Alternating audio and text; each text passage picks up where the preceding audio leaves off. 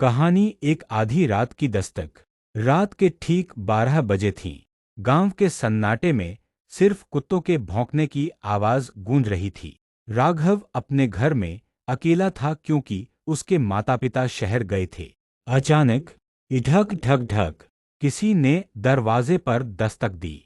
राघव चौंक गया। वह धीरे धीरे दरवाजे के पास गया और पूछा, कौन है?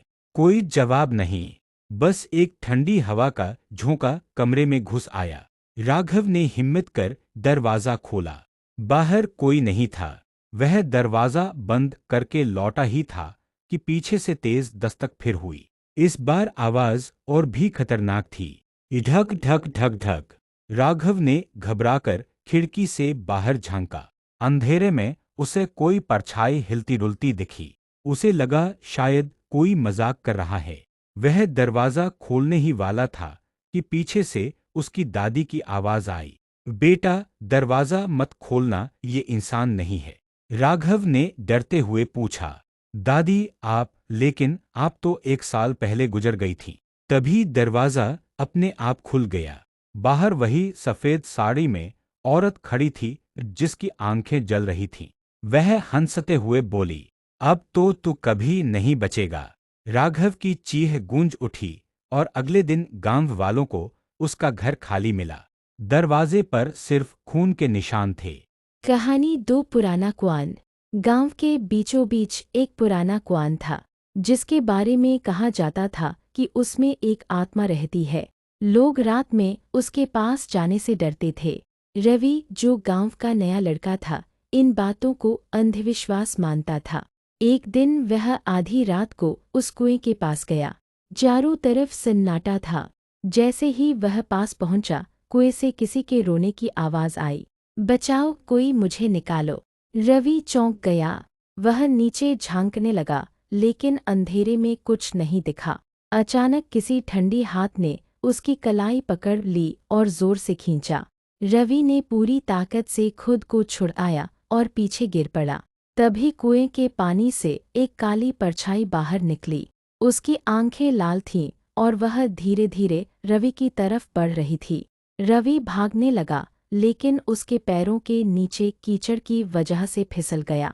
आत्मा उसके पास आई और बोली, अब तू भी यहीं रहेगा हमेशा के लिए।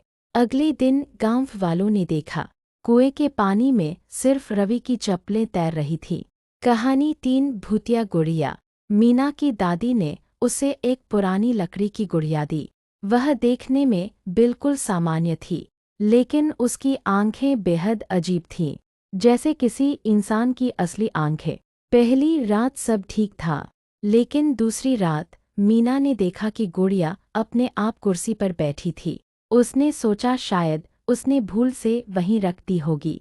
तीसरी रात मीना ने अपने कमरे में किसी के धीरे धीरे चलने की आवाज़ सुनी।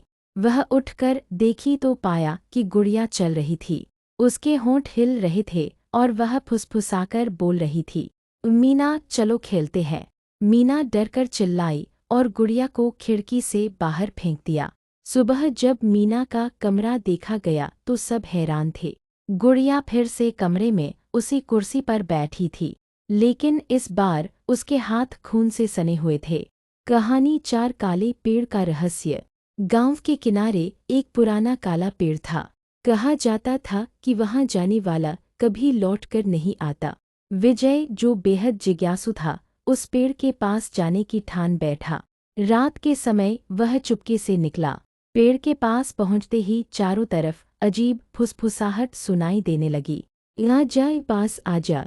अचानक पेड़ की जड़ें जीवित सांपों की तरह हिलने लगी। एक जड़ ने विजय का पैर पकड़ लिया और उसे खींचने लगी। विजय चिल्लाया, लेकिन उसकी आवाज़ किसी ने नहीं सुनी। वह पेड़ के अंदर खींच गया। अगली सुबह वहां सिर्फ विजय की टोपी मिली और पेड़ पर खून के निशान थे। गांव वालों ने उस पेड़ को घेरकर पूजा की, लेकिन उसकी फुसफुसाहट आज तक सुनाई देती है। कहानी 5 तहखाने की चीखें। गांव की सबसे पुरानी हवेली वर्षों से वीरान पड़ी थी। लोग कहते थे कि उसके तहखाने से रात में चीखें आती हैं। सोनू और उसके दोस्त हिम्मत करके हवेली में गए।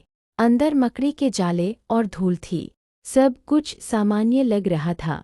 अचानक तहखाने का दरवाज़ा अपने आप खुला। अंदर घना अंधेरा था और बहुत बदबू आ रही थी। जैसे ही वे नीचे उतरे, उन्हें हल्की आवाज़ सुनाई दी, बचाओ, कोई मुझे बाहर निकालो। सोनू डर गया, लेकिन दोस्त ने कहा, चल देखते हैं कौन है। वे आगे बढ़े और देखा कि कोने में एक पुराना ताबूत रखा था। आवाज़ उसी के अंदर से आ रही थी। उन्होंने ताबूत खोला। अंदर कोई नहीं था। अचानक हवेली की दीवारें हिलने लगीं और दरवाज़ा अपने आप बंद हो गया। चीखें इतनी तेज़ हो गईं कि सबने कान बंद कर लिए।